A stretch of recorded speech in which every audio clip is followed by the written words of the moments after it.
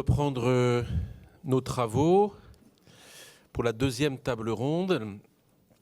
Donc vous avez vu la première table ronde était une mise en partage, des rapports d'étonnement sur ce que nous avons fait depuis 1 an dans la chaire des Bernardins, avec les différents niveaux d'activité de la chaire. Et là, nous allons essayer de nous poser un petit peu et puis d'avoir une réflexion, on va dire, plus philosophique.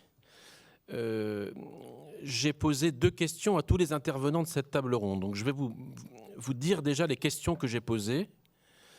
Et ensuite, on aura différents types d'interventions, des interventions en vidéo. Ceux qui sont autour de la table parleront. Mais voilà, c'est important parce que les questions que je leur ai posées, je vous les pose également à vous.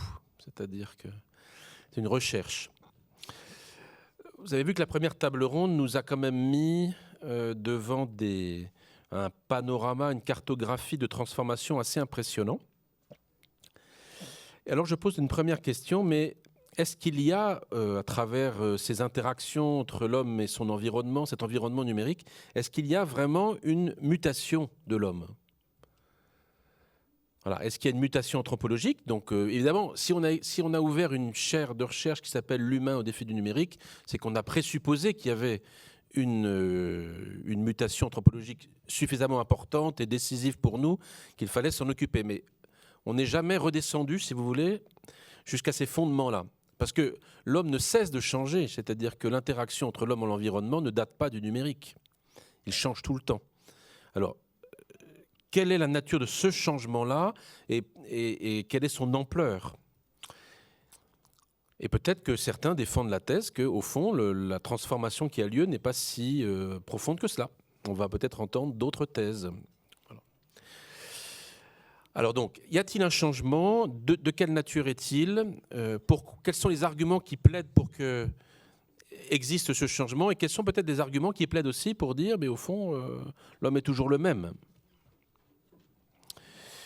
La deuxième série de questions que j'ai posées, c'est que si on suppose qu'on est face à une transformation anthropologique importante, décisive, majeure, quels sont les défis que cette transformation nous lance ? Parce qu'a priori, on pourrait se dire, très bien, l'homme se transforme, et alors ? Déjà, on a entendu dans la première table ronde des intervenants parler de la question de la responsabilité. Et on va revenir aussi, vous verrez dans un moment, l'un des intervenants va revenir sur cette question-là. Donc la deuxième question, c'est quels sont les défis de cette mutation du numérique ? Est-ce qu'il y a d'ailleurs des meilleurs mots que défi ? Parce que certains pourraient dire, mais c'est peut-être pas le mot défi qui est le meilleur. Peut-être d'autres manières de qualifier ce qui nous arrive et ce que nous avons à faire.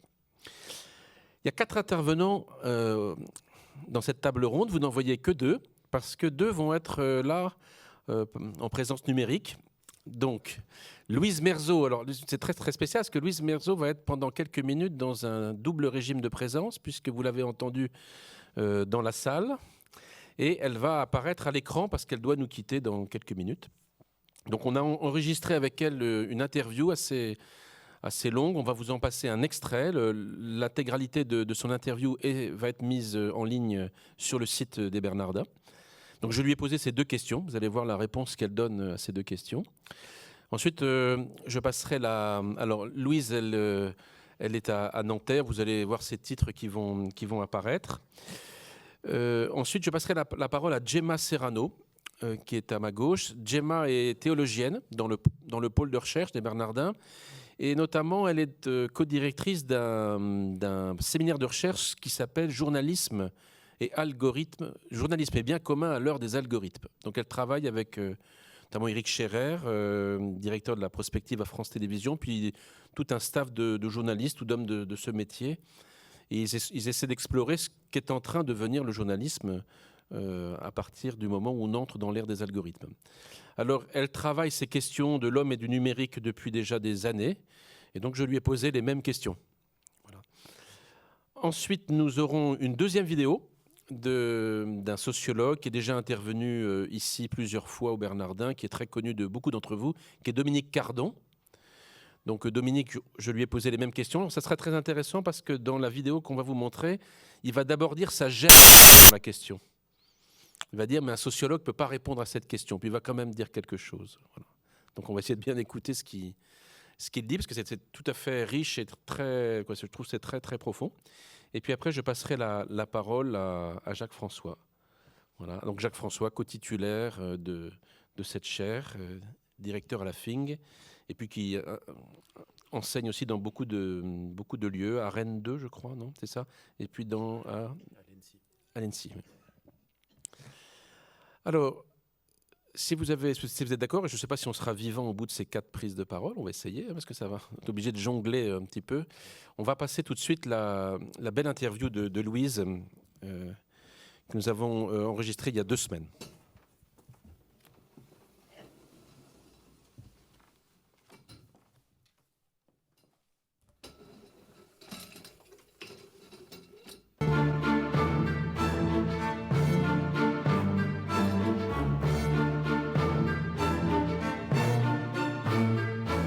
Donc vous estimez que justement cette transformation à la fois des médias et des contenus transforme quelque chose dans l'être humain. Il y a vraiment une mutation qui est en train de se passer. Oui, je pense, moi, ça fait en fait assez longtemps que je parle moi-même de véritables mutations anthropologiques. Anthropologique, oui. Mutation bien sûr culturelle, technologique, ça va de soi, mais je pense qu'on peut parler d'une mutation quasiment anthropologique. Alors sans doute pour plusieurs raisons, mais l'une de celles qui me paraît est vraiment essentielle et sur lesquelles je me suis justement focalisée depuis plusieurs années dans mes travaux, c'est autour de la question de la mémoire et des traces. Puisque c'est aussi par là justement que je me suis intéressée à cette question. J'ai travaillé sur les traces en général en tant qu'externalisation de la mémoire en fait, comment l'homme garde des traces de ses activités. Alors bien sûr les traces écrites, mais aussi je vais beaucoup travailler sur la photographie. Et puis donc sont apparues ces traces numériques. Donc pour beaucoup, on a pensé, disons, au départ que c'était un simple transfert de support, en fait, ou simplement une énième technologie qui apparaissait. Moi, en m'y intéressant de plus près, j'ai fait l'hypothèse qu'en fait, là, on avait vraiment affaire à des traces d'une nature tout à fait inédite. Parce que, pour le dire assez rapidement, ce sont des traces qui, à la fois, produisent des effets de présence, c'est-à-dire que la trace numérique est vraiment très liée à un individu et un seul. Elle enregistre à peu près tout ce qu'il fait, dès lors qu'il y a un dispositif numérique. Toutes mes activités, même les plus triviales, même les plus passives, c'est-à-dire le simple fait de me connecter, de consulter quelque chose, même sans m'exprimer moi-même, ça va déposer des traces, ça va enregistrer des traces, et le dispositif souvent va donc les enregistrer, les stocker, mais aussi les traiter, et très souvent aussi les faire circuler. Donc il y a un effet de présence dans ces traces, avec donc un effet de personnalisation très forte sur lequel peut-être je reviendrai tout à l'heure. Et puis en même temps, alors disons qu'à ce titre, les traces numériques ressemblent aux empreintes de pas ou de doigts que l'on laisse, et donc sans doute justement les traces les plus anciennes que l'humanité ait jamais laissées. Mais en même temps, et c'est ça qui est très particulier et difficile à penser, ces traces, elles sont aussi traitables, elles sont calculables, bien sûr, puisqu'elles s'inscrivent dans des codes informatiques. Et à ce titre, bien sûr, donc elles peuvent faire l'objet de traitements algorithmiques, de traitements calculatoires, mais aussi de traitements donc par des machines. C'est ça qui est très important, par des robots. C'est-à-dire que ces traces, elles vont être interprétées par des individus, mais aussi, et peut-être de plus en plus, par des programmes informatiques. Et donc c'est ces deux caractéristiques qui semblent presque contradictoires, ou en tout cas vraiment très divergentes, qui se réunissent dans la trace numérique et qui font toute sa nouveauté et qui soulèvent, à mon avis, quantité de questions. Parce que donc il y a à la fois, par là on va trouver tous les problèmes que cela soulève sur les effets d'intrusion, les effets de menaces dont on parle beaucoup, de la vie privée, ou comme je le disais, de personnalisation toujours accrue de l'information, parce que ma consultation elle-même dépose des traces, et donc on va me proposer de plus en plus une information sur mesure, en fait, adaptées à ce que l'appareil ou le dispositif comprend, entre guillemets, comme étant mon profil. Et puis, en même temps, donc, les possibilités gigantesques de calcul, de traitement par les machines, permettent donc des traitements en masse. Donc là, au contraire, on quitte l'individu dans sa singularité et on traite des masses énormes. On arrive à des profils qui, en fait, ne correspondent plus à personne, qui sont de pures abstractions. C'est le fameux big data. Et à la fois, bien sûr, ça permet, ça ouvre des possibilités qui étaient tout à fait inexistantes auparavant, mais ça ouvre aussi, bien sûr, beaucoup de difficultés, ça génère beaucoup de risques. Donc je pense que se concentre autour de cette question de la traçabilité beaucoup de phénomènes tout à fait inédits. Et notamment, donc le principal, c'est celui que je résume moi-même souvent par cette formule, qui est qu'on ne peut plus ne pas laisser de traces. C'est-à-dire que non seulement ces traces sont peut-être d'une nature nouvelle, inédite, mais surtout, ça n'est plus une option. C'est-à-dire qu'on ne peut pas décider, a priori, de ne pas laisser de traces.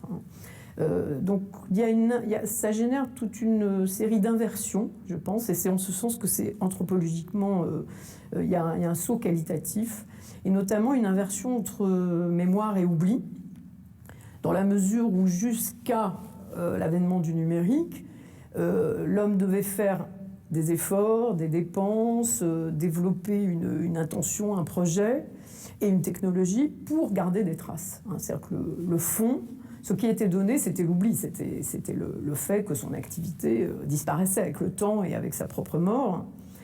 Aujourd'hui, avec le numérique, c'est quasiment l'inverse. C'est-à-dire que là où il faut dépenser de l'argent, de l'énergie, de l'intelligence, développer des techniques et probablement aussi des politiques, c'est dans le sens de l'oubli. C'est-à-dire tout ce qui va travailler justement, peut-être pas contre, mais en tout cas pour réguler cette traçabilité qui, elle, se fait automatiquement, par défaut, et donc surtout de manière de plus en plus non intentionnelle. C'est-à-dire que, encore une fois, toutes mes activités, à partir du moment où je vis dans un environnement numérique, même sans être forcément moi-même très très connecté, mais l'environnement lui-même étant numérique, le long d'une journée, je passe une carte à puce dans le métro, bien sûr je me connecte sur Internet, je fais une recherche sur un moteur de recherche, je passe un coup de téléphone via un appareil mobile, etc., etc. À chaque fois, des traces donc, numériques vont venir alimenter des bases. Et on voit bien que c'est tout à fait en deçà d'une intention de ma part de laisser trace, de formuler et de faire circuler un message. Donc là, il y a vraiment, je pense, une inversion majeure qui fait qu'il faut repenser complètement justement nos logiques mémorielles et donc aussi nos dispositifs d'oubli, en fait. Oui, justement, sur la question de la mémoire et de l'oubli, moi j'ai l'impression que précisément notre mémoire fonctionne ainsi, c'est-à-dire que notre mémoire oublie, et c'est bon que certaines choses soient oubliées. Donc comment... vous avez dit qu'il fallait développer des stratégies d'oubli nouvelles, si je comprends bien. Oui. Est-ce que vous en avez quelques-unes en fait, tête? Oui, je pense que d'abord, il faut repenser justement la place de l'oubli dans la mémoire, effectivement, comme un des ressorts essentiels de la mémoire. Donc, plus globalement, il faut vraiment repenser qu'est-ce qu'on entend par mémoire. Le problème, justement, de cette traçabilité numérique, c'est qu'elle a entraîné, dans un premier temps, mais je pense qu'on commence à revenir bien sûr sur cette idée, mais dans un premier temps, ça a plutôt soulevé une sorte d'enthousiasme un peu naïf, où on s'est dit, c'est extraordinaire, avec les mémoires numériques, au sens technique du terme, on va arriver enfin à une mémoire intégrale. On va pouvoir tout enregistrer, tout stocker, puisqu'on le sait, les capacités de stockage elles-mêmes augmentent continuellement. Et il y a eu cette espèce de fantasme d'une mémoire intégrale, qui est lui aussi un fantasme très ancien, sans doute aussi vieux que la mémoire humaine elle-même. Mais évidemment, donc, ça c'était dans un tout premier temps. Quand on était encore dans un régime, je dirais, de la rareté, où les contenus, justement, en général, étaient, pour la plupart, relativement difficiles d'accès, relativement rare, relativement coûteux, et dont tout d'un coup, l'ouverture de cette capacité inépuisable de tout enregistrer sans trier finalement, hein, en tout cas sans trier a priori, a semblé extraordinaire. Et puis évidemment, assez rapidement, dans un deuxième temps, étant donné aussi une certaine évolution des logiques de l'environnement numérique et surtout des logiques, des stratégies industrielles, hein, des principaux acteurs économiques, ça s'est progressivement inversé en fait. Et aujourd'hui, après avoir été fasciné par cette mémoire intégrale, on en est totalement effrayé. Hein. Et je trouve très symptomatique de voir que après avoir développé l'idée d'un devoir de mémoire, hein, suite notamment bien sûr aux événements de la Seconde Guerre mondiale, la fin du XXe siècle a vu l'émergence d'une revendication d'un droit à l'oubli. Il y a une inversion complète. Hein. Et donc aujourd'hui, cette mémoire intégrale, qui bien sûr ne le sera d'une part sans doute jamais, mais suscite plutôt des angoisses, en particulier des angoisses individuelles, justement, où l'individu a peur de ces intrusions, justement de cette capture, cette captation permanente de tout ce qu'il fait, ce traçage, ce profilage permanent. Alors, je pense qu'il faut repenser, on voit bien qu'il y a des déséquilibres, il faut repenser tout ça et d'abord, justement, comprendre que cette mémoire, que moi je qualifie souvent de mémoire par défaut, évidemment n'est pas une mémoire, c'est une anti-mémoire. Hein, parce que justement c'est une mémoire sans visée, sans projet, sans politique au sens large du terme. C'est une mémoire en fait de pur stockage, de pur enregistrement, une mémoire machinique et justement une mémoire non intentionnelle. Donc il faut d'abord prendre conscience que il ne s'agit pas de mémoire là-dedans, mais simplement d'enregistrement. Et donc, ça ne nous dispense pas, au contraire, de savoir vraiment ce que nous entendons par mémoire, et d'abord au sens collectif, bien sûr. Et donc, de nous reposer la question, qu'est-ce que nous voulons conserver, qu'est-ce que nous ne voulons pas conserver, admettre que la mémoire d'une société, c'est aussi justement ce qu'elle efface, hein, que ce soit par les amnisties, par l'écriture même de son histoire, par la sélection qu'elle va opérer dans, justement, des fonds, des archives, etc., et c'est vrai qu'aujourd'hui, souvent, ça semble encore un peu absurde de dire mais on va trier, on ne va pas tout garder parce que on se dit mais bon, pourquoi trier puisqu'on peut tout garder, hein. Donc il y a toujours ce risque de retomber dans ce fantasme d'une mémoire intégrale. Donc déjà, je pense que alors c'est pas une solution clé en main, mais je veux dire, il faut absolument repenser la mémoire. Qu'est-ce que nous entendons par là, collectivement, et admettre, bien sûr, qu'une mémoire n'a de sens, d'une part, que si elle ne prétend pas être intégrale, et deuxièmement, elle n'a de sens que si elle permet des réactivations. C'est-à-dire que la mémoire, c'est quelque chose de vivant, c'est jamais un stock mort. Si c'est un stock, ça n'est pas de la mémoire. Et donc là, je pense qu'il faut également travailler, c'est pour ça que ça appelle des politiques, hein, à toutes les possibilités, alors non seulement d'engranger toutes ces traces, mais surtout d'y donner accès. Donc là, très clairement, on voit que d'un côté se développent par exemple des politiques de stockage considérables de traces qui sont celles des grands acteurs du web dont je parlais tout à l'heure, Google, Facebook, qui constituent des bases de données absolument hors du commun en termes à la fois de taille, de dimension et dans leur caractère opérationnel, c'est-à-dire la liaison entre ces traces. Mais le problème, évidemment, c'est que justement ces réserves sont verrouillées. Hein, elles ne sont pas du tout accessibles, en fait, y compris aux individus eux-mêmes qui déposent,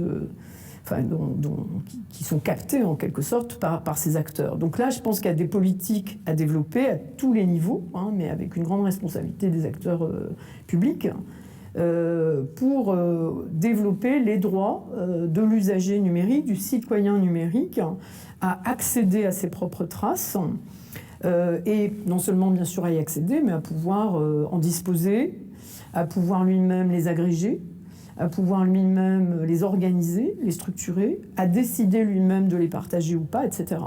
Hein, donc là, il y a un déséquilibre en ce moment qui est en train de se produire et qui n'est pas seulement lié à une mutation technique, mais là, véritablement, à l'évolution économique, hein, et politique de l'ensemble de l'environnement numérique. Donc là, il y a une urgence absolue à développer Alors des protections qui peuvent être juridiques, mais qui ne seront jamais uniquement juridiques. Ça, on ne résoudra pas ces questions uniquement par des lois, puisque le numérique, on le sait, est transnational. Hein. Donc les législations nationales ne pourront jamais répondre à toutes ces questions. Je pense que plus globalement, il faut développer des réflexions, il faut développer des cadres législatifs, bien sûr, hein, mais instituer surtout, enfin rappeler des principes, hein, et notamment autour de ce droit à la maîtrise de ces traces. Et puis, il faut éduquer les gens à tous les niveaux à utiliser leurs propres traces. Oui, parce que c'est une question qui vient tout de suite. C'est pour que ce droit à maîtriser ses propres traces soit réel, il faut que les individus soient capables d'en faire quelque chose. Absolument. Alors que j'imagine que là aussi, c'est un défi très profond, au fond, de Absolument. cette transformation. Je pense que autour justement de cette question des traces et d'une sorte de réappropriation hein, que nous avons à faire de nos propres traces, qui sont en ce moment vraiment captées, presque expropriées par certains acteurs, de manière en plus très, très concentrée, très monopolistique. Il y a véritablement une intelligence des traces à développer, voire à inventer et à transmettre, à enseigner. Qui va consister d'abord, je crois, à justement renoncer à cette idée qu'on serait pris dans simplement une opposition binaire entre protection et exhibition, ou enfin laisser aller de nos traces. Je pense qu'il faut sortir de ce binarisme qui est une impasse. Et je pense que se réapproprier nos traces, c'est pas se protéger. Bien sûr, il y a une vigilance à avoir, bien sûr, il y a des précautions à prendre, mais c'est pas uniquement se protéger, se verrouiller, se refermer, avoir peur en permanence de l'intrusion. Je crois que c'est au contraire accepter de développer une présence numérique, mais une présence justement concertée, intentionnelle, réfléchie, intelligente, au sens justement nourrie d'une certaine culture. Donc ça peut tout à fait s'enseigner. On peut enseigner aux gens, y compris aux très jeunes, de savoir écrire en ligne, de savoir publier, puisque tout est là en fait. Hein. Évidemment, toutes ces difficultés viennent du fait que, y compris dans nos activités dites privées, on le fait dans un espace public, des espaces de publication, même des réseaux sociaux numériques qui sont relativement protégés, ça relève de la publication. Donc il faut absolument apprendre à publier. Il faut apprendre justement à plutôt déposer ses traces dans certains espaces plutôt que d'autres, apprendre à partager ses traces, mais pas toutes, pas n'importe comment, apprendre à agréger soi-même ses traces, à les archiver, à les valoriser, de manière à ce que, évidemment, ça n'empêchera pas certains acteurs de nous espionner, entre guillemets, mais au moins, pour ma part, en tant qu'usager numérique, j'aurais à la fois construit, déposé, structuré, organisé et validé certaines traces. Et c'est à ce titre hein, que je pourrais dire ma présence numérique, elle est là, c'est celle-ci que je reconnais, c'est celle-ci qui est valable. Et je pense que ça, c'est, y compris maintenant, hein, moi c'est ce que je pratique, et ça apporte vraiment un contrepoids à toute cette part qui semble nous échapper et qui semble une sorte d'expropriation. Et à l'inverse, renoncer à l'illusion qu'on pourrait effacer ces traces. Hein. La question de l'oubli, c'est pas du tout l'effacement des traces. Techniquement, c'est quasiment devenu impossible. En tout cas, on ne peut pas avoir la certitude. Une fois qu'on a mis quelque chose dans le réseau, ça part, ça se démultiplie, il y a des sites miroirs, il y a des copies, il y a des... Bon. Donc y compris les entreprises qui en ont fait évidemment leur fonds de commerce, qui vous promettent qu'elles vont nettoyer vos traces, bon, c'est à la limite de l'escroquerie, au moins intellectuelle on va dire, parce que il n'y a jamais une certitude absolue. Une fois qu'on est rentré dans le système du réseau et de l'interconnexion planétaire, on ne peut plus être assuré qu'une trace sera effacée. Donc c'est pas comme ça qu'on peut veiller sur, y compris sa réputation, c'est plutôt soi-même en produisant des traces, mais justement de manière pensée, organisée, structurée, et aussi l'autre, je pense, idée vraiment importante, c'est de ne pas considérer sa traçabilité comme une question simplement individuelle. Hein. Et ça, je crois que là aussi, il y a un enseignement vraiment à faire. Toutes ces questions de traces numériques, c'est pas uniquement un problème de vie privée. Je dirais même que c'est pas essentiellement un problème de vie privée. C'est d'abord un problème de mémoire collective. C'est-à-dire qu'il faut justement apprendre, notamment aux jeunes, qui savent des fois assez bien gérer leurs traces justement très privées, à l'intérieur de cercles privés, de cercles de proches. Mais en revanche, ils n'ont jamais l'idée d'aller déposer des traces dans des espaces communs, en fait. Et ça, je pense que là, il y a un enseignement à faire. Il faut absolument inciter, à chaque fois que c'est possible, les individus, et donc à commencer peut-être par les plus jeunes, à déposer leurs productions, leurs messages, leurs images, leurs photos, etc. Dès lors que ça peut intéresser la communauté, à les déposer dans des espaces qui sont communs, qui sont ouverts, qui sont archivables, et qui justement ne sont pas juste dans ces silos fermés des entreprises, qui sont pour la plupart, on le sait, américaines, en tout cas pour l'instant.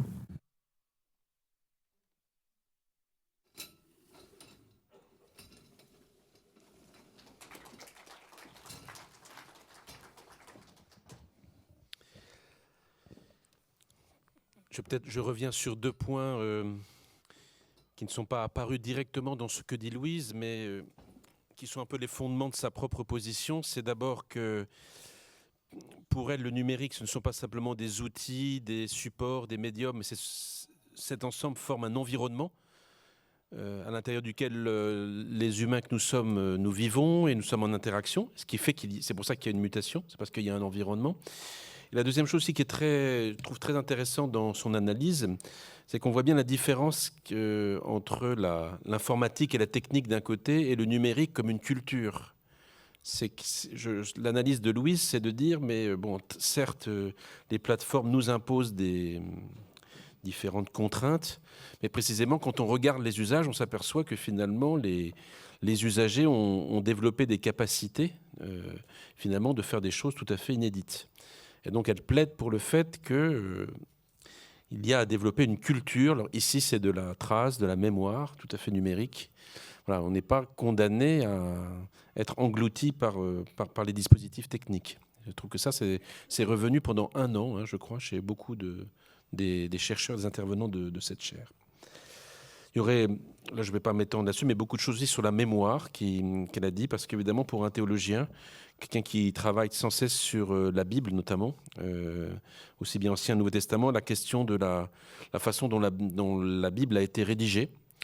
Il y aurait beaucoup de choses parce que on s'est aperçu maintenant, grâce à des travaux exégétiques très savants, que ce que nous appelons aujourd'hui la Bible, et même certains textes ont été réécrits plusieurs fois par des processus. Précisément, on reprend des éléments et des briques, puis en fonction des circonstances historiques, on reconstruit quelque chose. Voilà.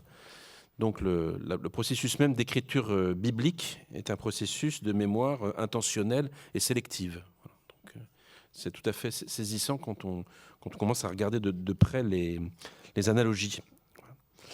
Alors je passe maintenant la parole à Gemma pour un quart d'heure de réflexion donc, sur les 2 questions, je le rappelle.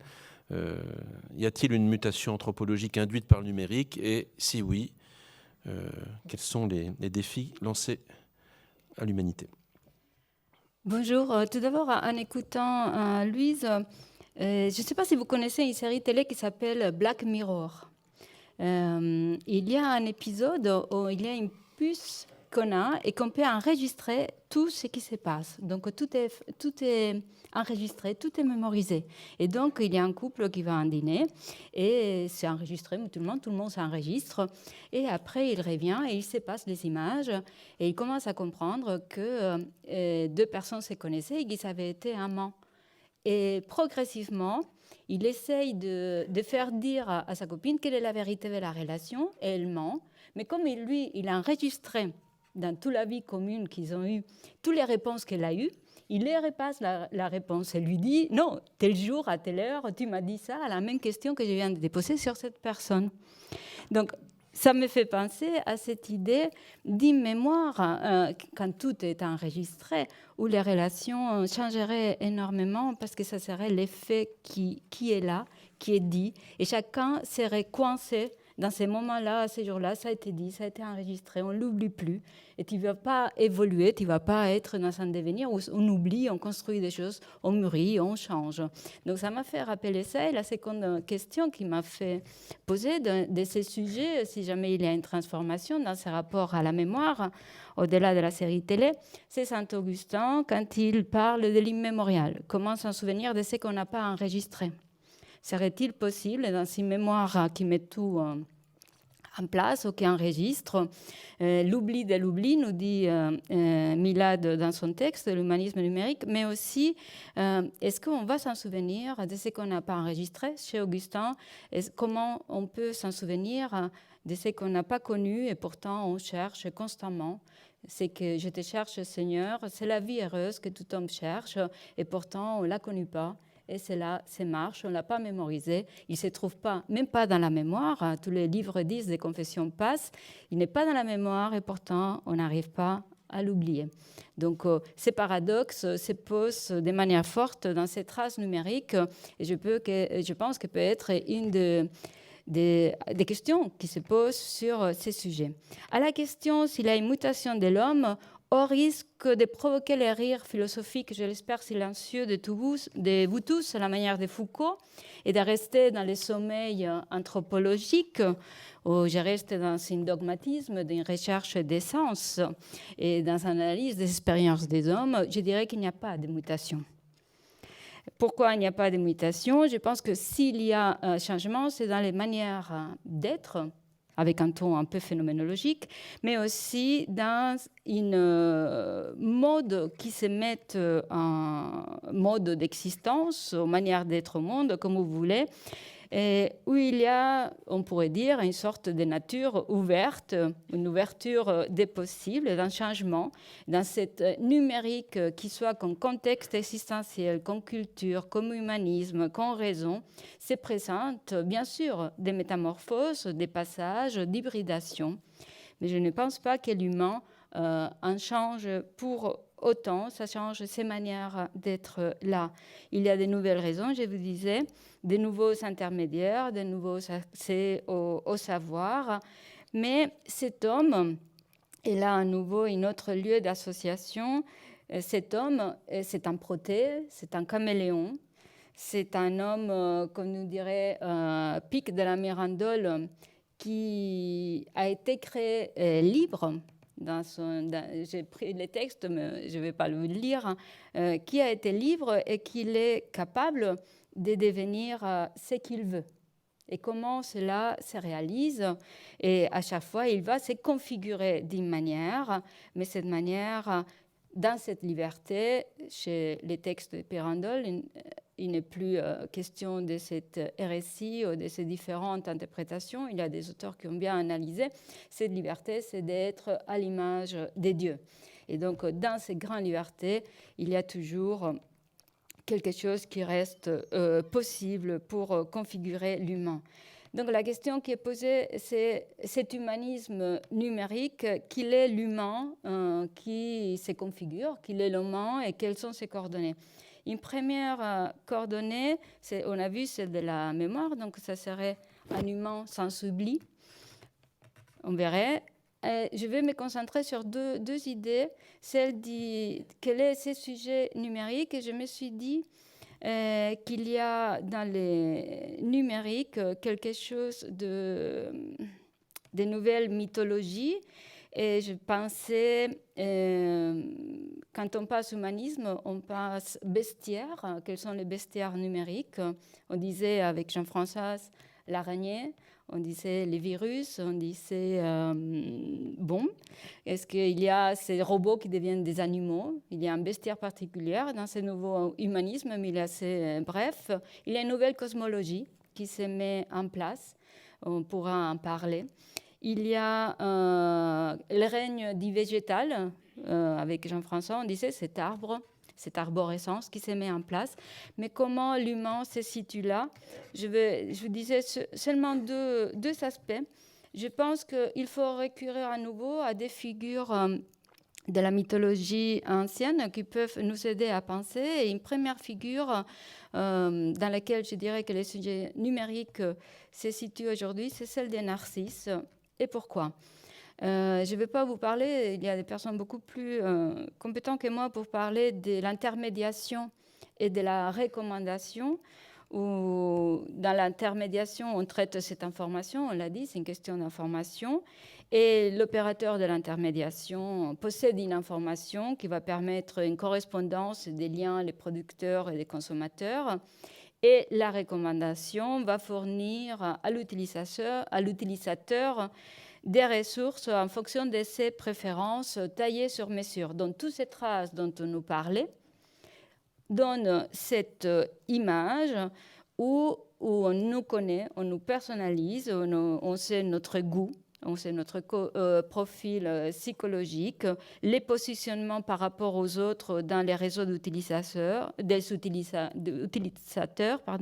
la connaissance des temps à recommander, des différentes classes d'items. Il y a des filtrages par contenu, des filtrages collaboratifs, la participation active ou passive. Est-ce que vous dites « ce livre m'a beaucoup plu » ou est-ce que vous faites des commentaires pour qu'on puisse vraiment participer dans la trace qu'on laisse et du coup dans les recommandations.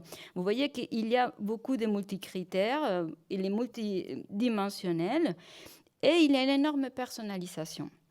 Ce qui me fait penser du coup à cette figure des narcisses où cette trace individus qui nous disent qui on est, comment on trace. On pourrait se rêver de regarder, avoir les droits à avoir ces traces, comme les procès qui ont été faits pour Facebook, pour recourir et avoir son profil, tout ce qu'on sait de nous et qu'est-ce que est dit de nous. On pourrait faire ces miroirs et ça pourrait permettre peut-être une distanciation par rapport à soi et savoir exactement les comportements qu'on analyse. Dominique Ardon, dans son livre « Quoi rêvent les algorithmes », nous parle de cette analyse, calcul des comportements. Ce n'est plus l'intentionnalité de l'auteur. Ce n'est pas que vous dites « oui, j'aimerais voir un tel film », c'est exactement le film que vous regardez.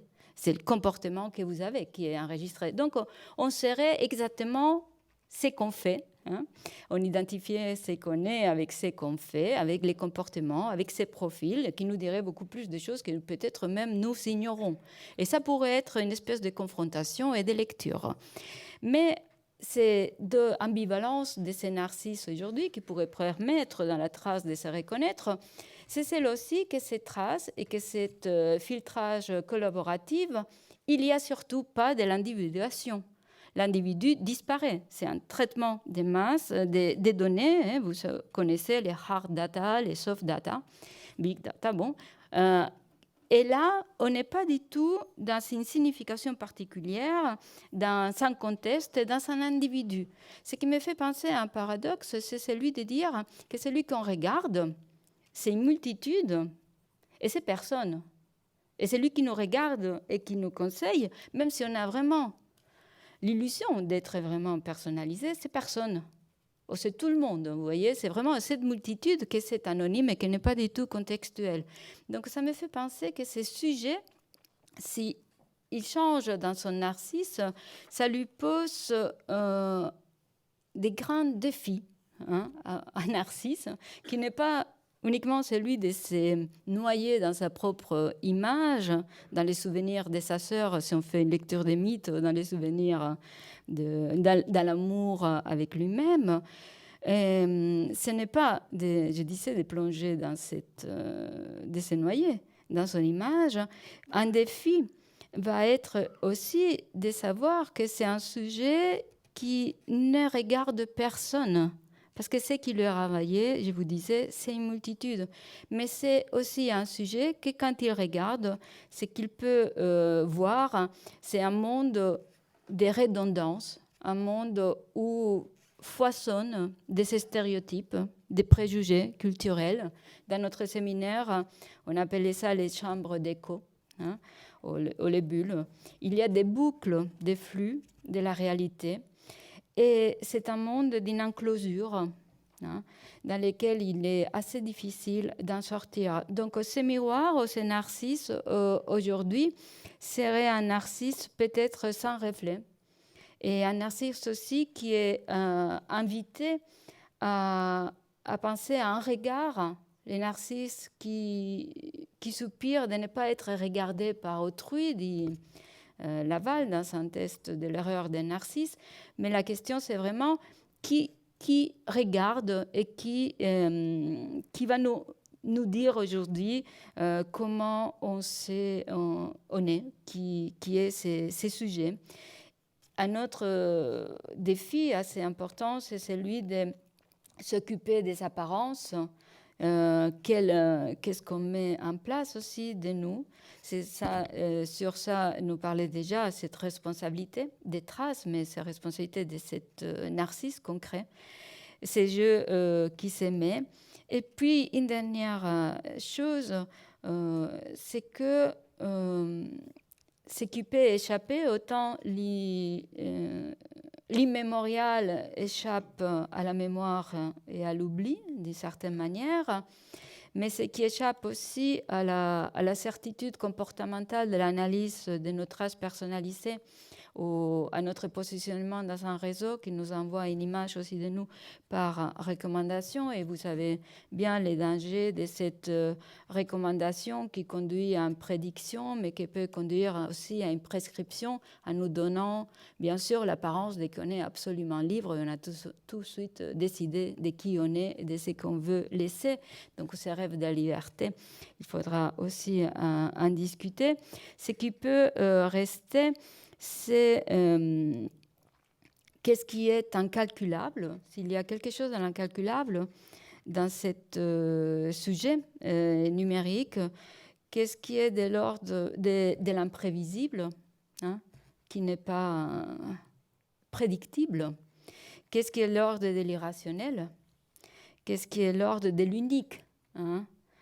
On est unicus et unus, on est un dans cette solitude de son narcisse, et on est unique, on est seul nous, il n'y a pas un autre comme nous.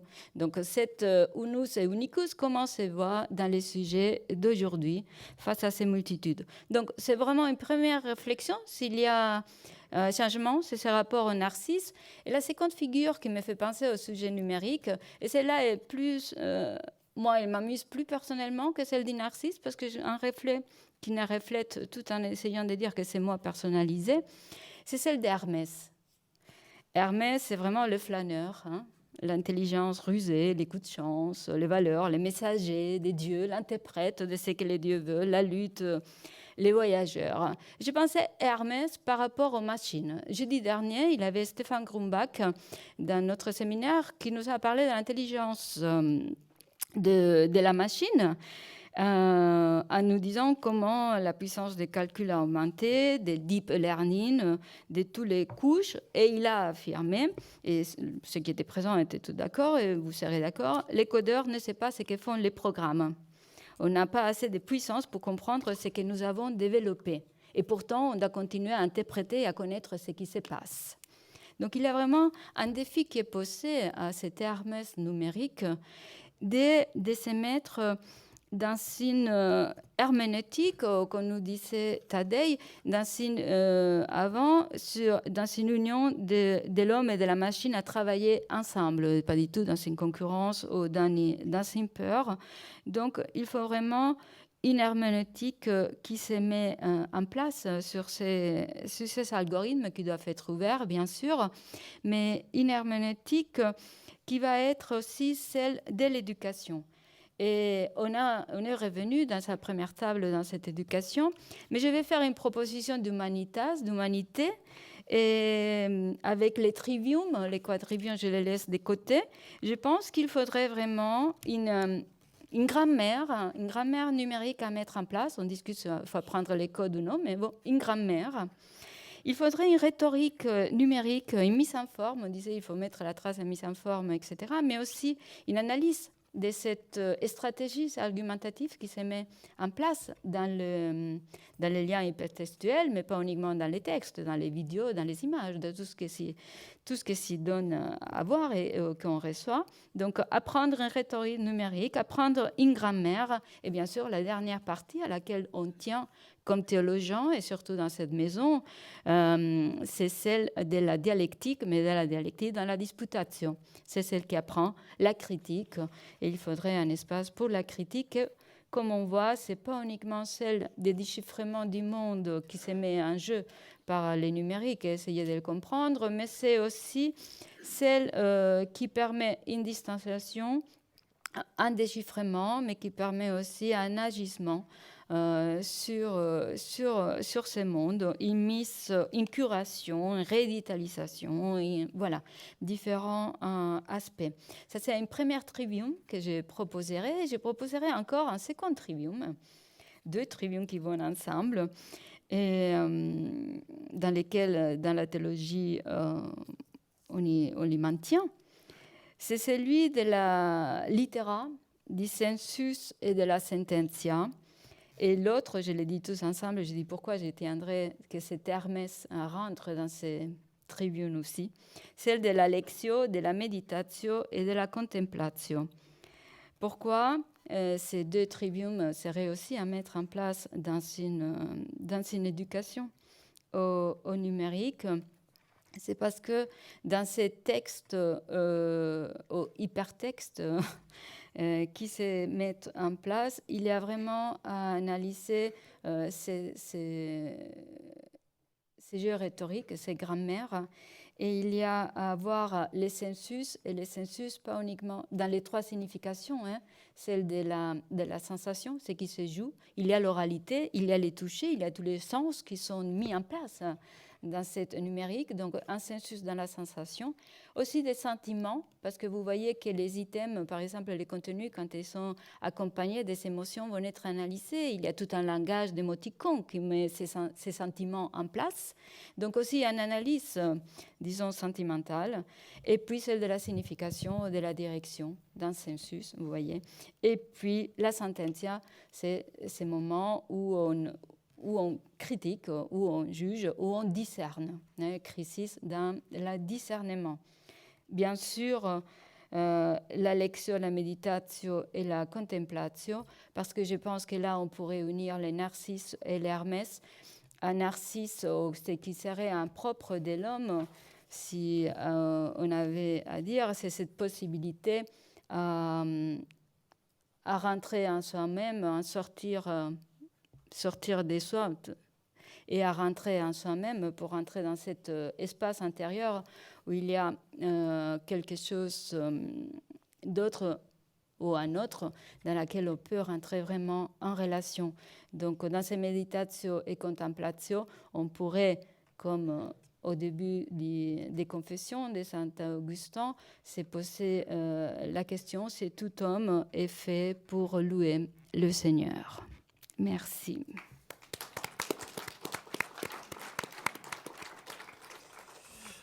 Comme c'était un exposé très riche, on pourrait poser des questions. Et puis peut-être si je comprends bien ce que tu dis à la fin, dans cet humanisme numérique que tu proposes d'appliquer au texte ou à l'hypertexte des méthodes très anciennes, au fond, de la théologie, notamment médiévale, parce que litera sensus sententia, je ne sais pas si ça vous est très habituel, mais c'est toute la, qu'est-ce qu'on pourrait dire, la technique même de la théologie au Moyen-Âge, où le matin on commence à lire les Écritures dans leur langue originelle, donc on fait un travail vraiment d'analyse des mots, de la grammaire. Ensuite, le sensus, c'était un petit peu plus tard dans la journée. Ayant travaillé le texte vraiment à la lettre, on commençait à se poser des questions sur le sens du texte. Voilà. Et puis ensuite, la sententia, c'est la partie vraiment aboutie de la théologie, qui devient, tu as dit, critique, où on commence vraiment à poser des problématiques qui sont nées de ce rapport au texte. Donc ce que je comprends, c'est que tu dis que cette technique-là, que utilise la théologie depuis très longtemps, on pourrait la transposer, au fond, pour faire naître un humanisme numérique. Oui. C'est ça que j'ai bien compris ? Oui, dans le sens qu'elle est d'une grande actualité, je pense. et que ces travail, il pourrait avoir cette éducation, comme j'ai dit, de la grammaire et de la rhétorique, de la dialectique, et puis cette éducation à avoir cette... d'abord, il y a la différence à avoir ce monde numérique dans le sens, c'est tous ces tests, tous ces vidéos, toutes ces images, tout ce qu'on voit, hein, c'est pas uniquement tout ce qu'on lit, hein, parce que sinon ce serait un livre mis sur un écran. Tout ce qui se passe là-dedans demande ce travail des littéras. Hein, des littéras visuels, des littéras tactiles, des littéras gustatifs même, parce qu'on n'a pas parlé de l'éducation immersive, par exemple, quand on rentre on se met les casques, voilà. Donc il y aurait vraiment un travail qui pourrait faire en sorte qu'il y ait un humanisme numérique, et qui peut aller jusqu'à plus tard à cette contemplation.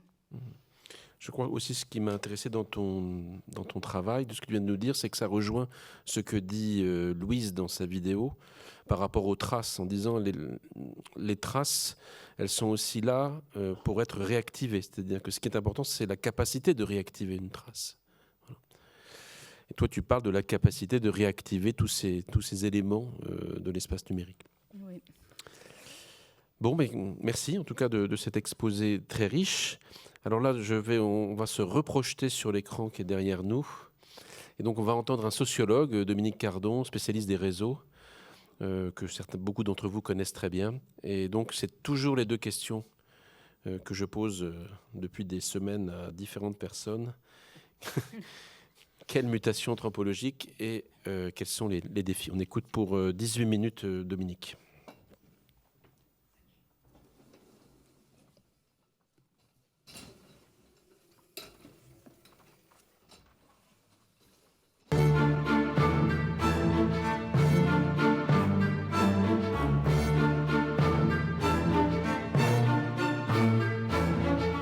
Cardon, merci d'être là. Bonjour. Votre contribution s'inscrit aujourd'hui dans la table ronde « Mutation et défis anthropologiques induits par le numérique ». Deux mots, mutation et défi, à partir desquels je vous propose de nous faire part de votre analyse de sociologue. Alors la première question est, en quoi le numérique induit-il une mutation anthropologique aussi bien individuelle que sociale, de grande importance? Quels sont les arguments pour? Quels sont les arguments contre? Et au total, dans quel sens pensez-vous que penche la balance? Donc, vaste question. Non, à réfléchir sur les défis du numérique, sur des transformations anthropologiques, des transformations qui seraient des transformations de l'humain, ou mieux sans doute de la personne, qui serait la catégorie sans doute plus adaptée. C'est toujours difficile pour un sociologue qui travaille assez concrètement sur des réalités empiriques de faire des généralités sur le changement de l'homme dans le contexte des technologies.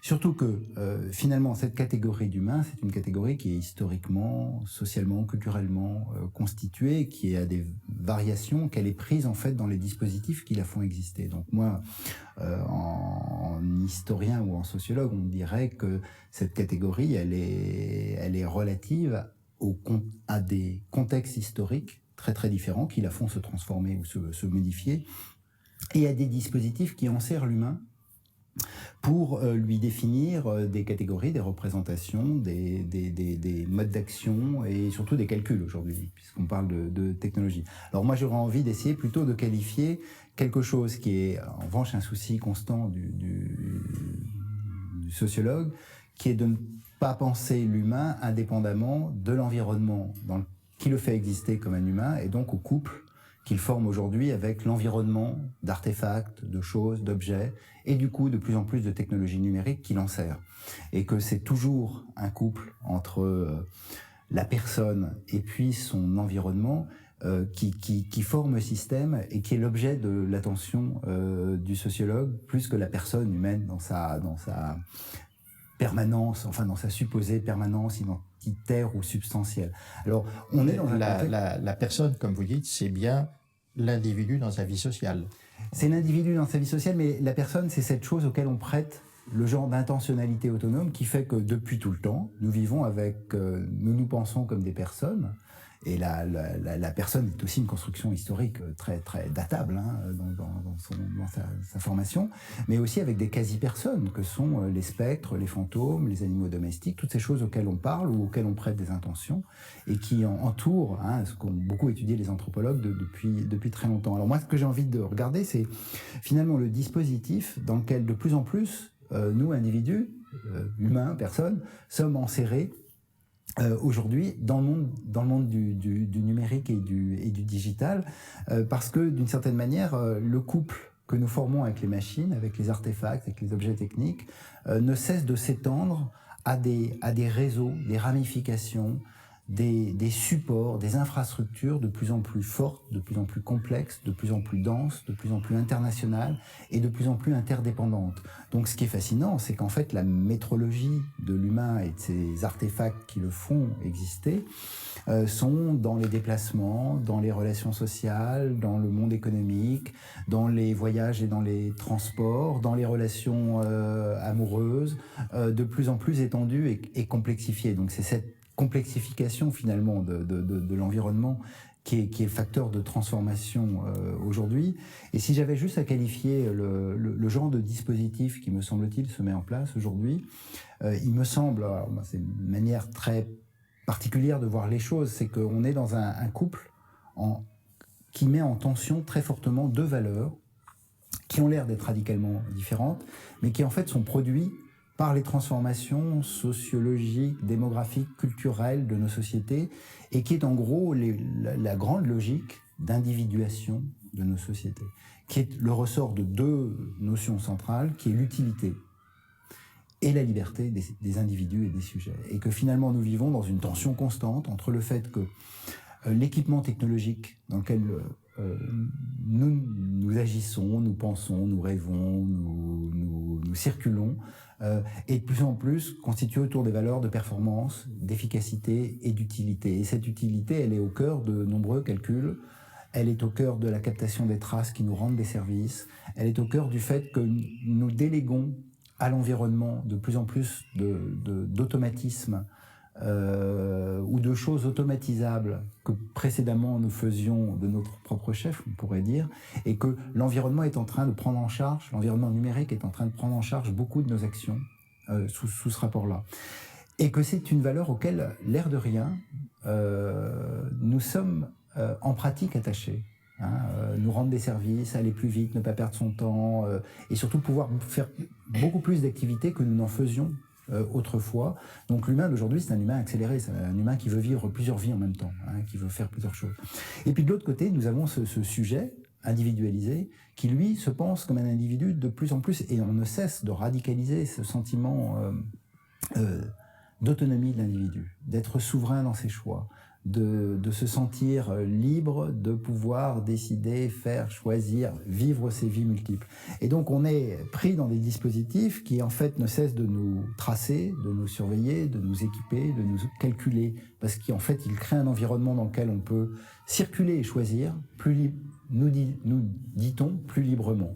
Et donc on a un couplage entre le fait que l'environnement est structuré par le numérique, et que de plus en plus on va habiter des espaces informationnels qui ont été construits et calculés par les traces numériques, par les informations numériques, par les dispositifs qui nous entourent. Et cet environnement, il nous donne l'impression que nous sommes souverains et libres de nos choix, parce qu'ils ont architecturé des choses qui ne contraignent moins l'individu, contrairement à ce qu'on dit beaucoup dans sa personne, dans sa liberté fondamentale, mais qui lui dessine un espace de choix possible dans lequel il a l'impression d'être libre et singulier. Donc c'est ce couplage-là qui me semble être la caractéristique des transformations dans lesquelles l'humain est saisi aujourd'hui. Vous avez dit à propos des relations de la personne avec ce nouvel environnement numérique, vous avez employé les mots d'extension, de complexification. Est-ce qu'on peut dire que c'est véritablement une mutation ? En l'appliquant aux deux mots que vous avez retenus, le mot de service, d'une part, d'utilité, et par ailleurs le mot de liberté, qui ne sont pas nouveaux dans notre réalité humaine, mais est-ce qu'on peut dire qu'aujourd'hui, ils sont profondément concernés par cette forme de mutation. Quand vous dites, par exemple, à propos de la liberté, qu'on a l'impression qu'on va avoir davantage de liberté, est-ce que c'est une impression? Est-ce que c'est une réalité? Est-ce qu'il y a là, derrière tout cela, des changements en profondeur? C'est ça, globalement, la question que nous abordons dans ce premier point. Alors, la question centrale, c'est celle de la profondeur, parce qu'on ne sait pas de quelle profondeur on parle, en fait. C'est ça qui est très mystérieux. Mais reprenons les catégories classiques des libertés positives et des libertés négatives. On peut dire que la liberté qui nous est accordée, c'est la liberté négative, de Benjamin Constant, dans la grande division que faisait Benjamin Constant. C'est-à-dire, c'est la liberté de choisir. Et on choisit de plus en plus. Et ça, l'air de rien, on a beau dire qu'on est enfermé, domestiqué, rationalisé, colonisé, l'air de rien, aujourd'hui, nous vivons dans pour ceux qui vivent bien dans nos sociétés aussi, il faudrait dire, nous avons des possibilités de choix, de lecture, de curiosité qui sont bien supérieures à celles d'il y a 50 ans. Et ça, c'est les transformations de l'environnement cognitif, de l'accès à l'information, du calcul, etc., qui nous l'ont donné. Simplement, est-ce que ça agit sur notre liberté positive, la liberté des anciens, comme disait Constant, celle qui serait plus profonde, qui serait celle du choix, qui serait celle du sujet réfléchissant dans ses engagements premiers et fondamentaux? Rien n'est moins sûr. Et donc, je crois que et c'est typique de ces dispositifs. Un dispositif utilité, autonomie du sujet, c'est le dispositif néolibéral, en fait. Alors, si on ne peut pas conclure, oui. On le comprend bien, sur l'intensité des mots, ampleur, profondeur, admettons, pour aller un petit peu plus loin, qu'il y ait là une mutation qui ne soit pas marginale, mais qui soit véritablement sensible au sens le plus fort du terme par les personnes que nous sommes. Alors ça me conduit à vous poser la deuxième question, autour du mot défi. Et s'il y a effectivement une mutation de grande ampleur, si on peut débattre autour de cette autre notion, la deuxième question, c'est quels sont les véritables défis qui sont lancés à l'humanité par la mutation numérique? Comment les discerner et peut-être plus encore, comment les surmonter? Et au demeurant, est-ce que le mot défi est celui qui est le mieux adapté à cet échange? Alors, il y en aurait énormément, donc je vais en prendre que quelques-uns pour lancer comme ça dans le débat. Moi, il y en a un auquel je suis très sensible, c'est que le dispositif numérique dans lequel nous sommes pris aujourd'hui, c'est un dispositif où l'efficacité et la liberté sont en jeu constamment. Et ça, c'est vraiment, dans les sociétés individualistes, c'est vraiment le cœur de l'affaire. Mais la question du collectif n'est jamais prise en compte. Et dans l'histoire de l'Internet, du numérique, ça a toujours été très, très absent. Il y a en fait un angle mort qui est la question de la justice, en fait. Parce qu'on dit l'humain, mais en fait, nous sommes des humains, nous sommes de plus en plus singuliers. Ce désir d'individuation libre, évidemment, il ne cesse d'affirmer et de dire à chaque personne qu'elle est singulière, qu'elle est absolument unique, etc. Mais qu'est-ce qu'on a en commun?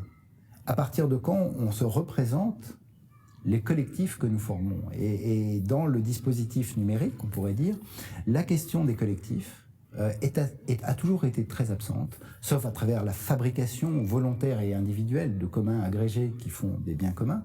Mais la question d'une juste distribution entre les humains, entre les inégalités d'accès, les inégalités de compétences, les inégalités de curiosité, les inégalités dans l'accès à tous les biens, offres et services qui sont faits par l'accélération de la vie sociale, là il se crée des différentiels énormes.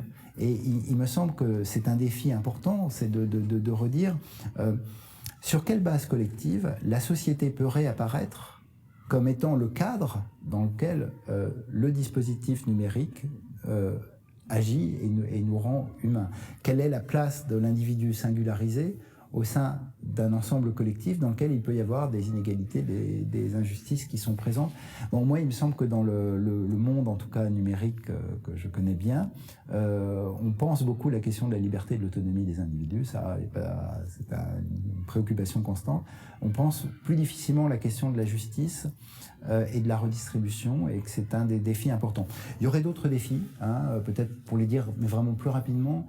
Moi, il me semble qu'évidemment, avec le dispositif numérique, avec l'extension des métrologies, des longues chaînes de réseaux d'acteurs dans lesquels nous sommes pris, la question de l'automatisation devient de plus en plus forte et centrale, que beaucoup de nos activités sont en train d'être automatisées. Elles sont automatisées parce qu'en fait, elles sont assez monotones et régulières, et que de plus en plus, les artefacts techniques, enfin le monde technique qui nous entoure, est en train d'aspirer ce qui, dans nos gestes, dans nos comportements ou dans nos actions, est le plus régulier, pour le faire lui-même, hein, ou pour l'équiper dans l'environnement. Et qu'évidemment, c'est un défi assez important. C'est jusqu'où faut-il désapprendre des choses que nous confions aux machines et à l'environnement socio-technique? Est-ce qu'il n'y a pas des gestes qui, finalement, appartiennent à cette définition ou à ce souci, à cette liberté première de l'humain qui ne veut pas désapprendre? Jusqu'où faut-il aussi fermer la boîte de l'automatisation, hein, parce qu'on sent bien que moi j'ai plutôt tendance à penser que le calcul numérique produit un environnement dans lequel nous choisissons. Mais il y a aussi beaucoup de situations dans lesquelles il produit un environnement pour choisir pour nous. Hein, et donc la boîte se referme sur l'individu. Et donc on a une frontière entre les choix que nous voulons faire et assumer, et ce que nous avons confié à l'environnement qui va se poser de façon très très forte, qui pose la question centrale, et là on retrouve la personne, hein, de la responsabilité. C'est-à-dire que finalement, il y a quelque chose dans la discussion qui est un peu caricaturale entre les humains et les machines, l'automatisation, etc., ce partage-là. Il y a quand même quelque chose de central dans ce qu'on a tendance à substantialiser ou à réifier sous le nom d'humain, qui est la question de la responsabilité de la décision. Et cet enjeu, on voit bien avec tous les débats qui ont lieu sur l'automatisation et les robots, il va se poser de façon de plus en plus centrale. C'est un défi. Il y a une vingtaine d'années, quand l'Internet est né, le mot-clé qui comportait son image, c'était le mot de liberté. C'était l'espace de liberté. Absolument. Et comme vous venez de le dire vous-même, il y a des situations dans lesquelles on peut avoir le sentiment que les dispositifs numériques commencent à prendre notre place dans l'exercice de nos activités, dans les choix que nous pouvons être amenés à faire. Donc, si je comprends, votre propos vise à développer le mot liberté à la fois sur sa dimension individuelle et sur sa dimension collective. C'est ça l'élément nouveau, sans doute, de ce que nous découvrons à l'heure actuelle par rapport à cette liberté individuelle qui était présentée à l'origine. Voilà. Moi, je pense qu'effectivement, il y a un enjeu autour de mais qui est pas forcément l'enjeu, me semble-t-il, à mes yeux, mais je dis vraiment, ce n'est qu'à mes yeux, le plus central, qui est qu'effectivement, une partie de cette liberté conquise, grâce au numérique, peut être rogné, on pourrait dire, par des mécanismes d'automatisation. Mais vraiment, l'enjeu central, c'est celui qui n'a jamais été pensé par le monde numérique, c'est celui de la justice. C'est qu'en fait, ces nouveaux environnements utilitaires, ils donnent encore plus d'opportunités, de vie sociale, de densité relationnelle à ceux qui sont les mieux dotés socialement et culturellement. Et il en donne sans doute encore moins à ceux qui sont moins bien dotés socialement et culturellement. Et là, il faut couper l'humain. Hein. Il faut re-regarder la manière d'être humain est très différente selon les conditions sociales, culturelles, les origines géographiques des individus. Et il n'est pas du tout sûr que du coup le dispositif numérique ne contribue pas à reproduire des inégalités très très fortes entre les hommes, et qu'il n'a aucun cadre pour penser la redistribution des mieux dotés vers les moins bien dotés. Il se préoccupe de la liberté de chacun, mais il ne se préoccupe pas de redistribuer et donc de faire société, en fait. Hein. C'est cette question qui devient très centrale. Donc, le chemin que vous avez proposé, et j'ai retenu ce mot, c'est celui de la responsabilité. Dans l'analyse et dans les orientations qui sont retenues, de façon à ce que ce sens du collectif et de la personne dans le collectif et dans sa vie sociétale soit mise en première lecture dans les choix qui sont faits. Oui, mais on sent bien que dans la plupart des débats... La responsabilité collective, et l'individu s'exprime dans le collectif. Oui, responsabilité collective. Là, ce serait la question de la justice qui serait très, très, très en place. Responsabilité individuelle. Et puis, évidemment, je dis responsabilité parce qu'on sent bien qu'il y a un point juridique. Et là, c'est la responsabilité juridique aussi qui va être en jeu. C'est que dans la colonisation automatique des dispositifs techniques, il y a toute une série de prises de décision dans lesquelles, s'il n'y a pas finalement cette marque humaine. Alors, je vais employer le terme que je n'aime pas trop, mais de l'humain sur la décision, on prend des risques assez considérables. Décision médicale, est-ce que finalement, aujourd'hui, des algorithmes peuvent lire des IRM et des radios et faire du diagnostic? Mais est-ce qu'il ne faut pas, et on en est très loin encore, hein, mais qu'il y ait toujours un médecin qui valide la décision qui a été prise parce qu'il la vérifie, il la regarde, il l'analyse, autrement que ne le font les calculateurs qui se mettent en place aujourd'hui.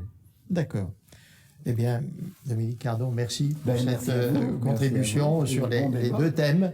Et je ne doute pas que ça va être tout à fait précieux pour le déroulement de la table ronde. Je vous remercie et bon débat à tous.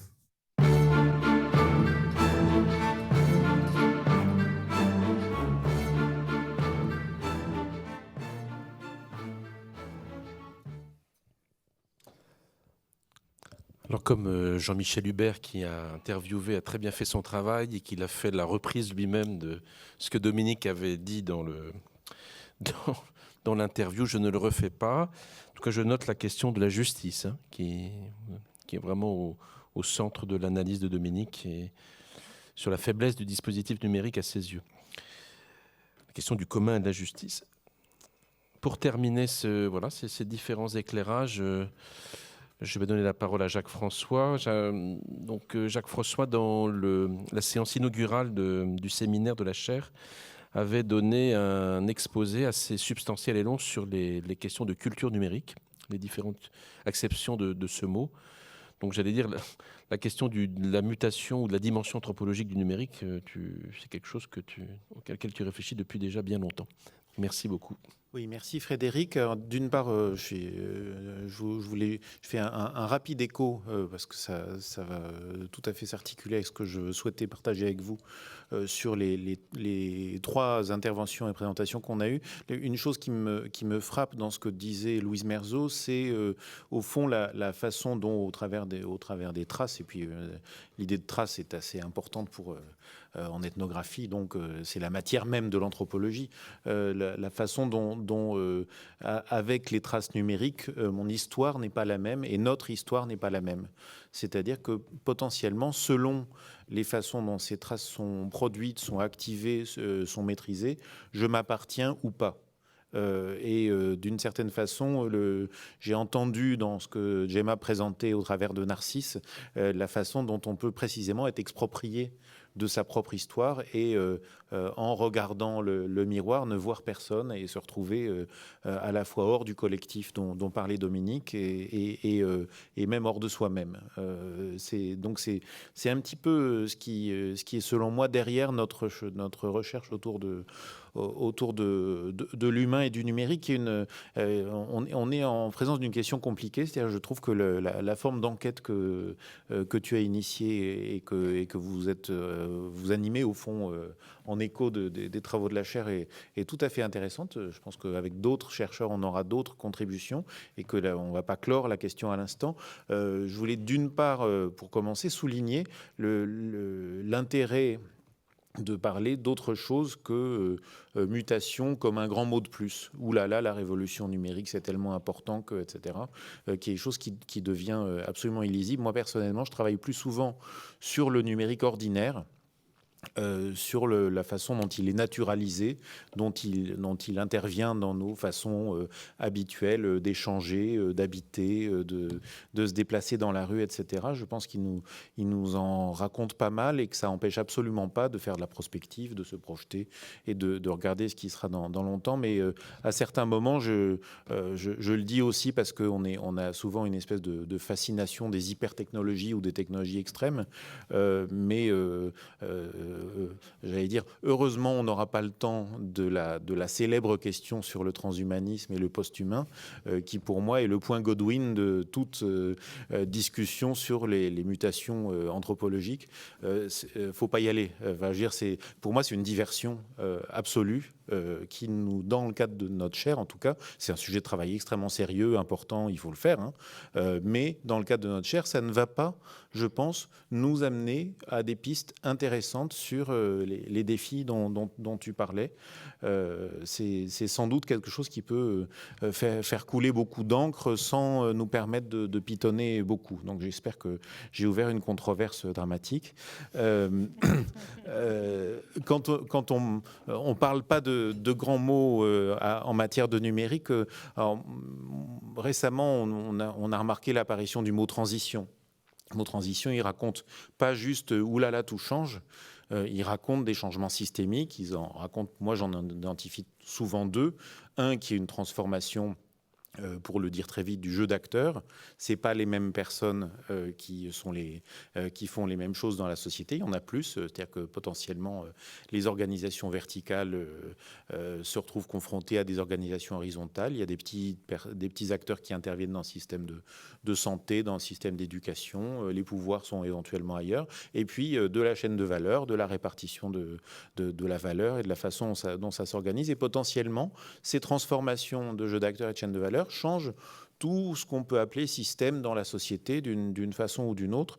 Et j'allais dire, ça ne veut pas forcément dire tout ça, transformation, mutation anthropologique. On est sur un autre registre, un registre qu'on aborde dans la chaire, qui nous intéresse aussi, mais c'est pas exactement la même chose. L'autre chose que je voulais souligner, c'est quand on parle de numérique, on l'a pas redéfini aujourd'hui, parce que ça fait depuis le début de la chaire qu'on le définit à peu près à chaque fois, mais on est marqué aujourd'hui par tout un ensemble de la même façon que les études françaises des débuts de l'Internet étaient marquées par les études sur le Minitel. La sociologie des usages née dans des environnements et tout à fait passionnants du Minitel. Aujourd'hui, on est encore très très marqué par l'information en ligne et les datas en ligne, c'est-à-dire par l'espace informationnel du web, etc. Et je pense qu'on a besoin pour regarder où sont ces mutations anthropologiques, de voir que c'est dans la rue. C'est-à-dire que c'est dans l'espace physique, c'est les questions des réalités du travail, les questions des échanges entre générations, les questions de la relecture de la ville, de la relecture de nos relations aux objets, avec l'Internet des objets qu'on s'est raconté comme possibilité de système technique, mais qu'on ne raconte pas encore comme transformateur de nos relations à nos objets. Aux objets qui nous concernent, et je pense que c'est un vrai changement. Alors, quand j'entends mutation, on en a parlé un petit peu, mutation anthropologique, c'est pas quelque chose de très stable comme définition. Donc, est-ce qu'il y a des mutations anthropologiques fortes? Moi, j'aurais tendance à dire, il y a certainement des mutations, au sens où, par exemple, un virus peut muter, donc pourquoi pas l'homme? Et puis d'ailleurs, il mute assez souvent. Ça veut dire que des choses changent, mais pas tout. C'est-à-dire qu'on est toujours Homo sapiens, on est toujours Homo faber, on est toujours Homo ludens. On a traité dans la chair depuis le début de la connaissance, on a traité du faire, on a traité du jeu. Et ça, c'est, on va dire, nous avons les clés de lecture et d'interprétation pour comprendre cet humain qui joue aujourd'hui comme l'humain qui joue depuis toujours. Et il y a certainement des choses qui changent. Si les mutations sont à chercher, c'est probablement, par exemple, du côté de comment nous habitons le monde, notamment, on a fait venir des géographes dans nos relations à l'espace et au temps. Et mutation, ça ne veut pas dire tout change, ça veut dire le territoire n'est pas aboli, les façons dont l'homme le façonne se modifient. Mais il y a toujours le territoire, il y a toujours une territorialité, il y a toujours une spatialité, et on n'est pas totalement passé, il n'y a pas un cyberespace qui serait impur ailleurs. Il se trouve qu'aujourd'hui, nous réfléchissons quand même beaucoup à où les serveurs qui détiennent nos données sont localisés physiquement, et que ce n'est pas tout à fait neutre sur le régime de droit dans lequel ces données appartiennent. Donc il y a des territoires nationaux, il y a des territoires locaux, il y a des territoires extraterritoriaux qui racontent donc autre chose, mais on peut toujours avoir ces lectures-là. Donc comment nous habitons le monde. La deuxième chose, c'est comment nous pratiquons l'échange et la relation à l'autre, comment au fond nous faisons société.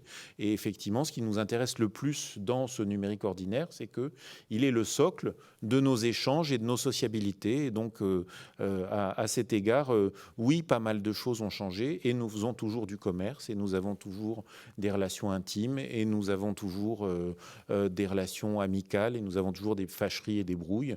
Alors, probablement avec des modalités qui changent, et probablement qui changent parfois de façon lourde. Dans les pistes qu'évoquait Dominique Cardon, il y a le fait que peut-être que certains d'entre nous ne peuvent rencontrer que le même.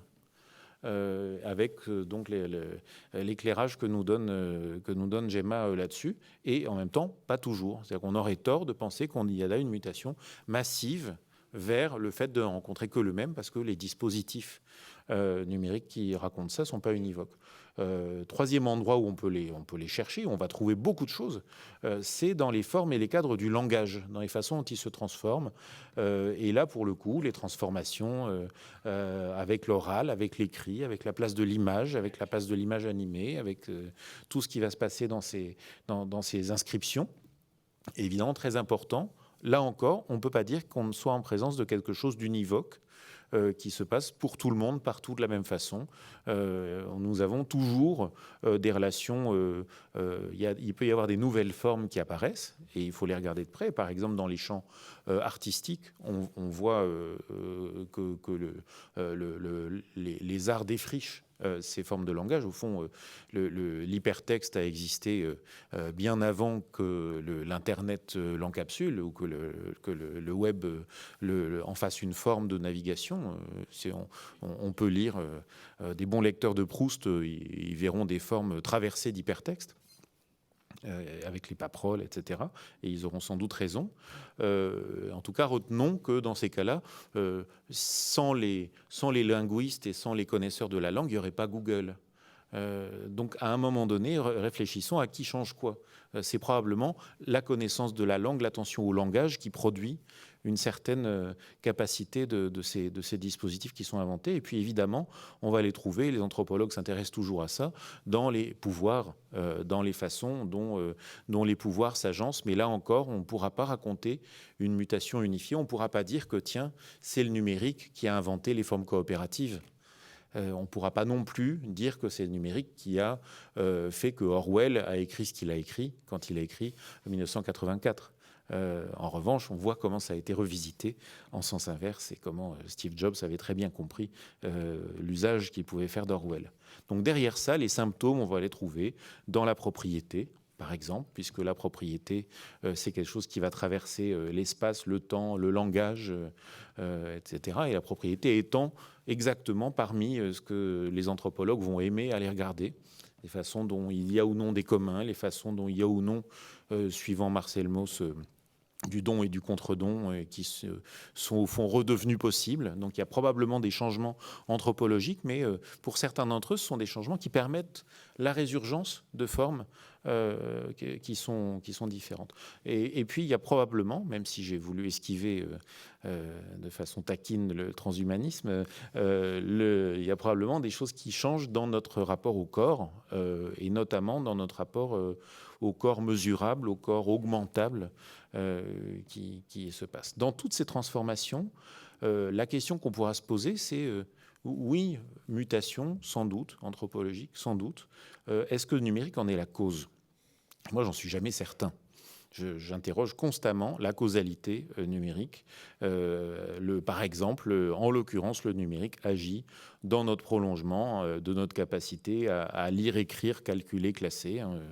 Alain Giffard, quand il était intervenu dans la chaire, et plus récemment Milad, dans ces deux séances de recherche récentes, sont revenus sur Hugues de Saint-Victor et la construction même de nos formes de lecture et d'annotation, et dans les formats même que cela donne au texte.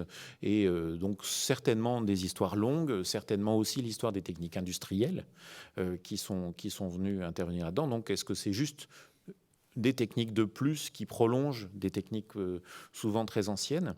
Ce qui est sûr, c'est qu'en tout cas, le numérique n'agit pas seul. Tout à l'heure, François Taddy parlait de convergence, mais une part de ce qui va se jouer dans cette naturalisation du numérique va par exemple être liée à la miniaturisation, à la capacité à enfouir, à rendre invisible et à mettre en réseau ces objets invisibles, ces capteurs, ces objets connectés et tous ces autres dispositifs. Et là, en l'occurrence, certes, il y a de l'informatique, mais il y a surtout beaucoup d'électronique et beaucoup de télécom, donc des disciplines d'ingénieurs qui ne sont pas exactement les mêmes.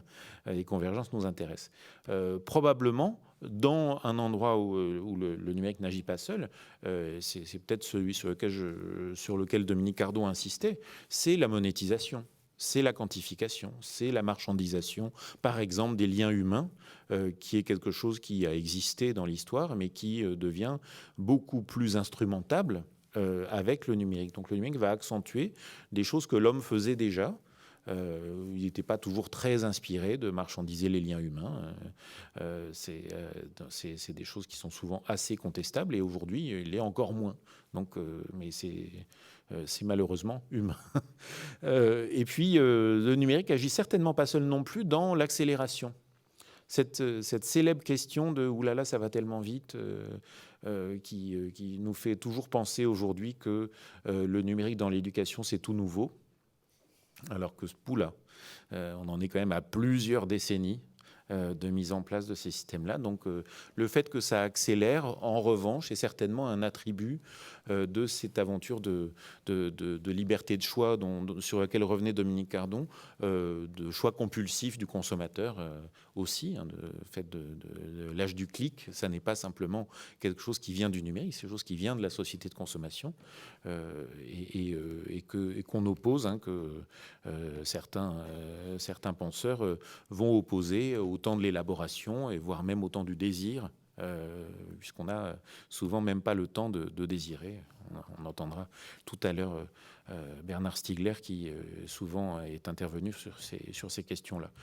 Puis il n'agit pas seul. Quand on se dit tiens, qu'est-ce que c'est que les nouvelles formes, je reviens à l'éducation, de numérique dans l'éducation, et qu'on entend la classe inversée, ou qu'on entend tout un ensemble d'autres choses. Évidemment, ce sont des formes qu'on peut faire absolument sans numérique.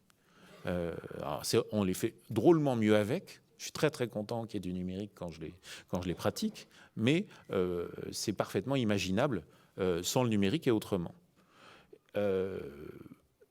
Est-ce que le numérique agit toujours dans le même sens? C'est probablement là que je vais être un peu plus enquiquinant sur cette histoire des mutations anthropologiques, puisque si on suppose que l'homme est en train de muter, est-ce que ça joue toujours dans le même sens? Et moi, je pense qu'on n'est pas toujours confronté au même numérique. Il n'y a pas une unicité de cette construction récente qui est le numérique, qui est un agrégat de choses assez disparates, dans laquelle il n'y a pas seulement l'informatique, mais la micro-informatique, c'est-à-dire la socialisation de l'informatique dans la société. Il n'y a pas seulement l'informatique, mais les réseaux, c'est-à-dire la capacité réticulaire et pas simplement les réseaux, mais l'Internet, qui est une catégorie bien particulière de réseaux qui a permis sa socialisation.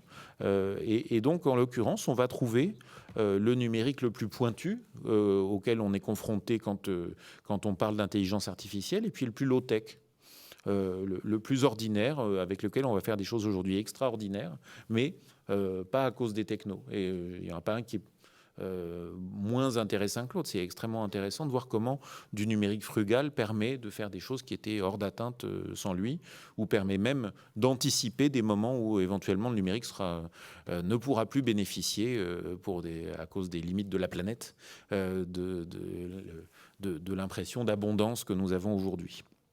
Et puis, pas toujours dans le même sens, on l'a dit tout à l'heure dans la première table ronde, entre l'agi et le subi, entre le plus capacitant et le plus smart, qui va être intelligent malgré nous. C'est un peu une ligne de crête que j'ai entendue dans vos interpellations. Le plus sécurisé, c'est d'actualité, ou le plus insécurisant. Et puis la cathédrale et le bazar, l'ordre et le désordre qui sont là-dedans. Est-ce que le numérique nous raconte une société mieux rangée ou plus foisonnante? De fait, les deux. Donc on est sur ces tensions-là, et sur ces champs-là, je serais incapable de dire si le numérique produit une transformation particulière. En revanche, il y en a une qu'elle actionne très fortement. C'est ce que certains ont appelé un monde incertain. C'est-à-dire que la distribution très forte du jeu d'acteurs dans la société fait que l'homme d'aujourd'hui est confronté à tout un ensemble d'incertitudes. Là encore, ce n'est pas le numérique qui a produit ça, mais il actionne extrêmement fortement ces incertitudes. Et il ajoute quelque chose d'assez particulier, c'est qu'il tombe en panne. Et donc, nous avons pris l'habitude d'un monde qui tombe en panne. Nous commençons à prendre l'habitude de voitures qui bug, ce qui est assez particulier. Et de tout un ensemble de dispositifs ordinaires qui vont se retrouver dans les logements connectés, par exemple, avec des systèmes obsolètes ou des maisons qu'il faut rebooter, ce qui est quand même un peu particulier.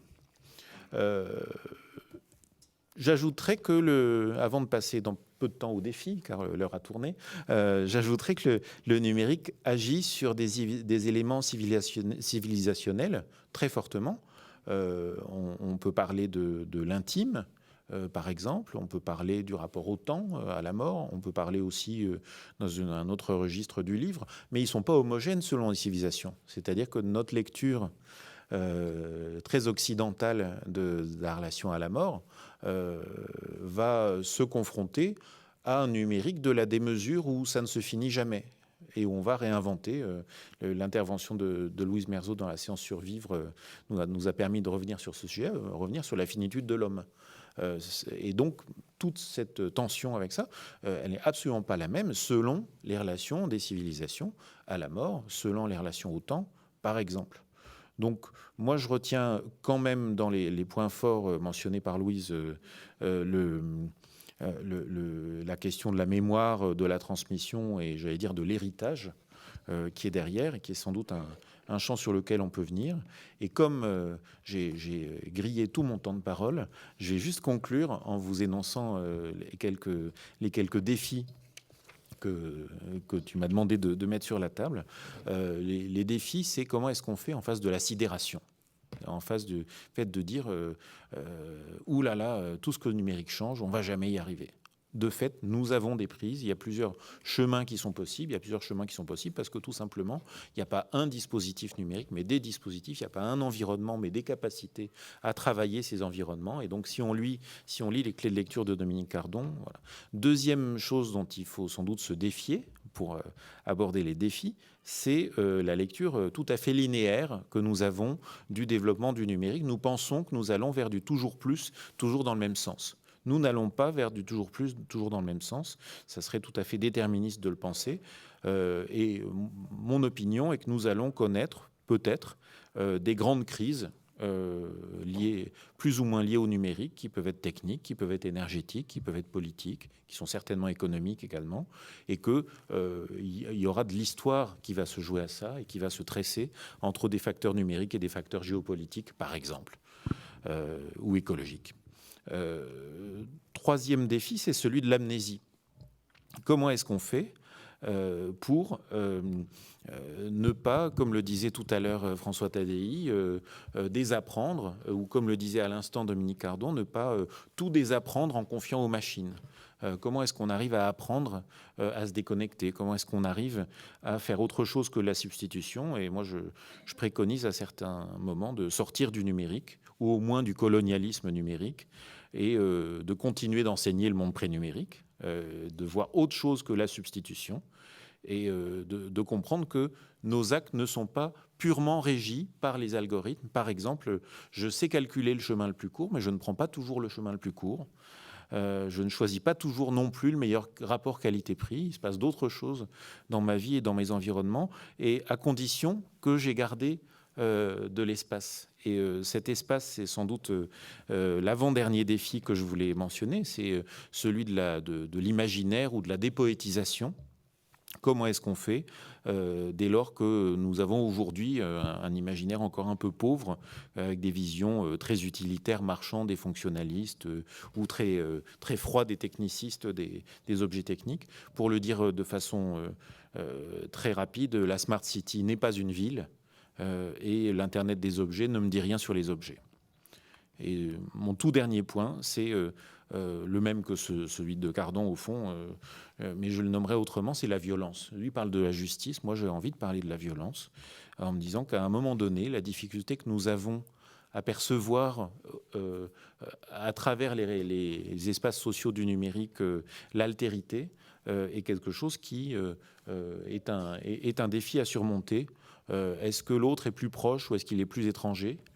comment est-ce qu'on arrive à convier davantage la confiance et le partage dans nos espaces. Voilà, je ne vous en dirai pas plus. Merci.